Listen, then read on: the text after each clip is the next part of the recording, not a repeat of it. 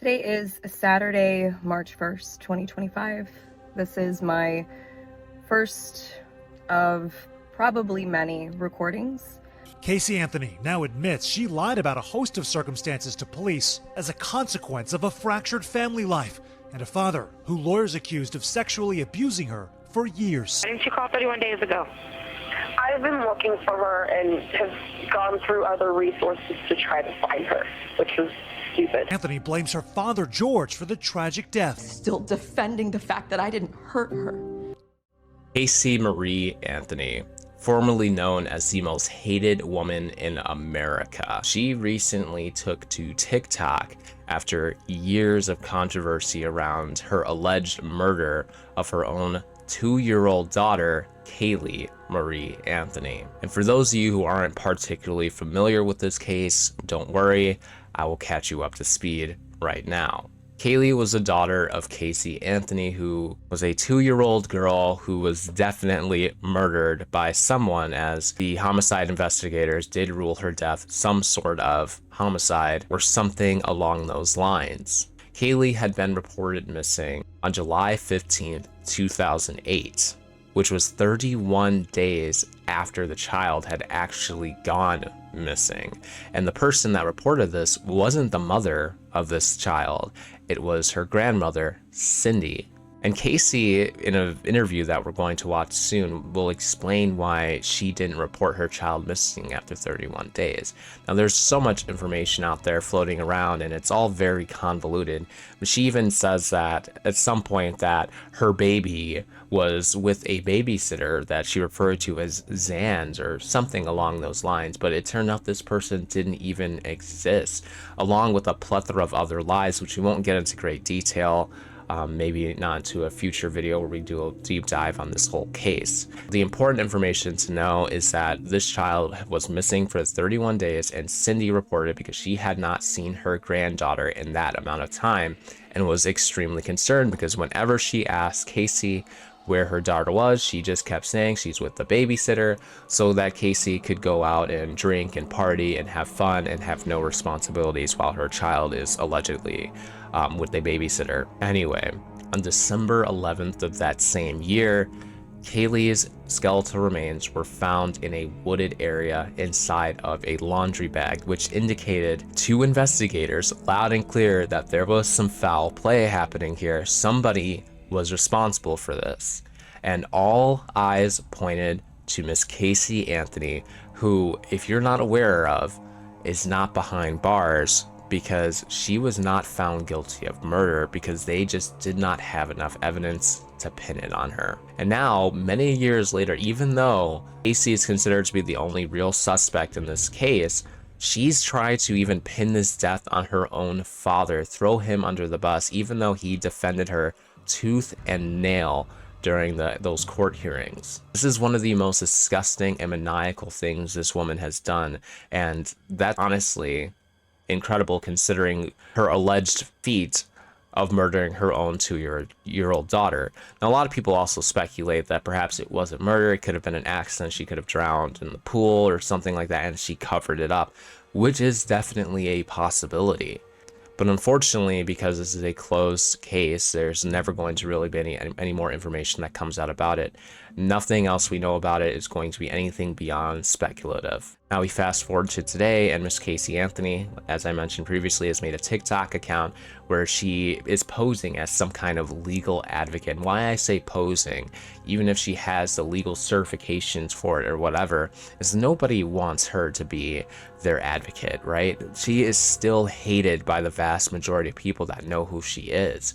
But you do have to understand at the very least that she was able to beat the criminal system and was allowed to get away with potentially murdering her own child. So if somebody knows anything about jam that is the judicial system, it would be her. Now, over the years, she's done several different interviews where she's continued to kind of dodge responsibility, saying that she didn't know what happened to her daughter and blaming her father. She even has an interview explaining why she didn't report her daughter missing for those 31 days, even though she knew that she didn't have her daughter with her and that her daughter was not with that alleged babysitter. We'll get to all that and more in just a few moments. But let's start with her explaining how she doesn't know how Kaylee died. She insists she does not know how the last hours of the toddler's life unfolded. To your understanding, how did she die? I don't know. You don't know? Something about drowning, possibly. Everyone else has their theories. I don't know. Uh-huh. So your parents had her. My dad did. And next thing you know, she's missing, and, right? How did it play? I did what I was told. I don't remember too much of what happened. Kaylee would be 12 this year. What would she be like right now? I told that. I would like to think she'd be listening to classic rock and playing sports and not taking from anybody. So this is one of the very few times in history that the "I don't know" defense actually worked. And the thing is, it definitely points to some sort of cover-up, and perhaps the dad was involved, which we'll get to more on the blame that's been pushed towards him later. And I don't think it's unwarranted. I do think it's extremely possible that maybe he did have something to do with it. Now, there was a bit of evidence that was thrown out, literally, from her car, actually, that there was, supposedly something that reeked of death in her car. And there was some sort of bag in the trunk that was thrown out by the parents, which people believed could have been some sort of evidence that might have actually linked them to whatever happened to Casey's daughter. Now, again, we'll never have the full story, the full truth on what that contained or who really, knew about it. But it's very obvious that something fishy is afoot here.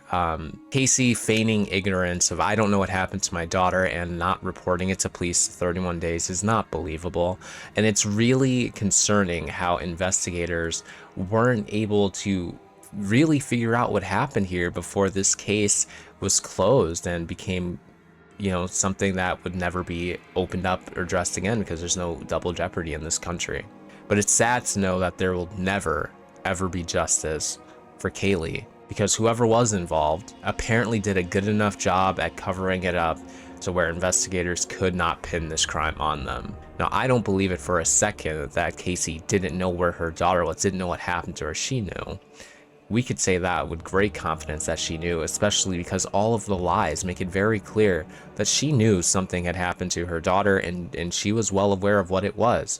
She kept reporting that she was at work, that she worked at SeaWorld or something. She didn't actually work there. She led police there to her non-existent office just to tell them, "Hey, just kidding, I don't actually work here." The babysitter that she invented that doesn't actually exist, that supposedly Casey was with. But then she changed her story. Well, I don't know what happened to Casey. I thought she was with my parents, when she was telling everybody that her child, she even told her own mother that her child was with this babysitter. So she knew what happened to her daughter, and somehow she still gets to roam this earth free. Now she's making an effort to become an influencer, a legal advocate or whatever, when this woman should not be granted any sort of career, any sort of presence on the internet whatsoever. She's using this website that she mentions in this video in order to do so, which honestly shakes me to the core. This woman does not deserve to be successful, happy, forgiven, nothing. Because not only did she commit such a heinous act, but she covered it up, continues to lie about it to this day, as if nothing ever happened, as if she was never involved in her own daughter's death. It's truly sickening. Today is Saturday, March 1st, 2025. This is my first of probably many recordings on a series that I'm starting. I am a legal advocate. I am a researcher. I've been in the legal field since 2011. And in this capacity, I feel that it's necessary, if I'm going to continue to operate appropriately as a legal advocate, that I start to advocate for myself and also advocate for my daughter. For those of you who don't know, my name is Casey Anthony. My daughter is Kaylee Anthony. My parents are George and Cindy Anthony. This is not about them. This is not in response to anything that they have said or done. That's not to say that I'm not going to respond at some point to some of the things that they have said and done. The whole point of this is for me to begin to reintroduce myself. I'm doing this both personally for me, but in a professional capacity. Moving forward, the majority of what you will see will be me speaking in a professional capacity.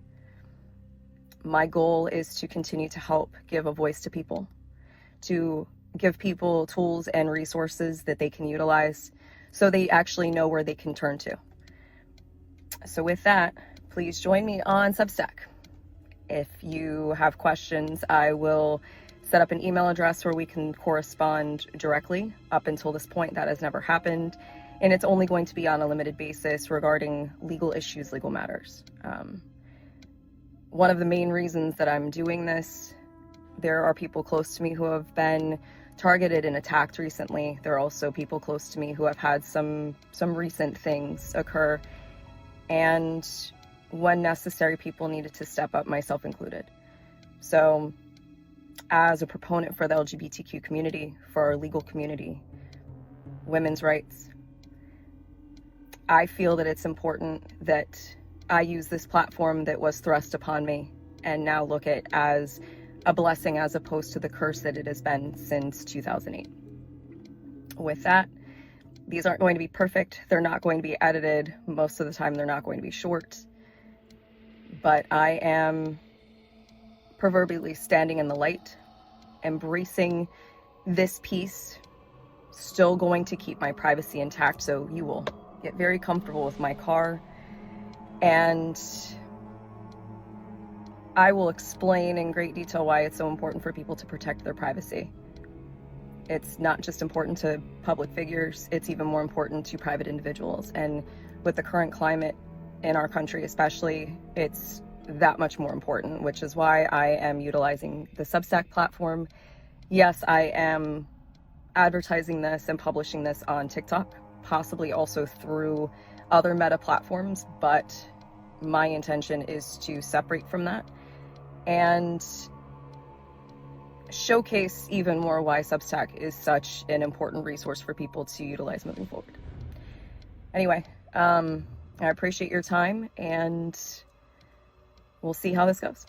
She's a truly disgusting individual. I don't know how you can sit there and talk about your daughter like that, like you're advocating for her, that you're standing up for, you know, the lies that have been told about your daughter, when the only person that's been telling lies about your daughter is yourself. Now, I'm not some kind of homicide detective, and maybe I don't have all the facts, but something tells me that there's definitely some foul play on your end on what happened to your poor daughter. 31 days without reporting her missing, finding her in a trash bag or a laundry bag, just not a few hop, skips, and a jump away from your own house. The "I don't know where she is" defense, the "she's with the babysitter that doesn't exist" defense, all of the lies, it all points to you definitely had something to do with this. And for 17 years or so, you still hold steadfast that you did nothing wrong, and you still use your daughter as a conduit for your presence on the internet. Now, I know this might not be intentional. You know, people, when they see you, that's all they think of is what happened to your daughter. And so whenever you do something, I'm sure you have to address it. But it's so disgusting that you still continue to defend that you didn't do anything, when that's definitely not what it looks like. And you're never going to convince anybody, because we know the truth. Maybe not the full truth, but the truth that you're lying. And as I already told you guys before, she went as far as trying to pin this on her father after so many years, as a way to maybe try to take some of the blame off of her, to try to change the picture so that she doesn't get so much of the backlash, you know, the brunt of it anymore. She can spread it out a little bit. Anthony blames her father, George, for the tragic death, alleging that he staged Kaylee's drowning in order to cover up that he might have been abusing his granddaughter.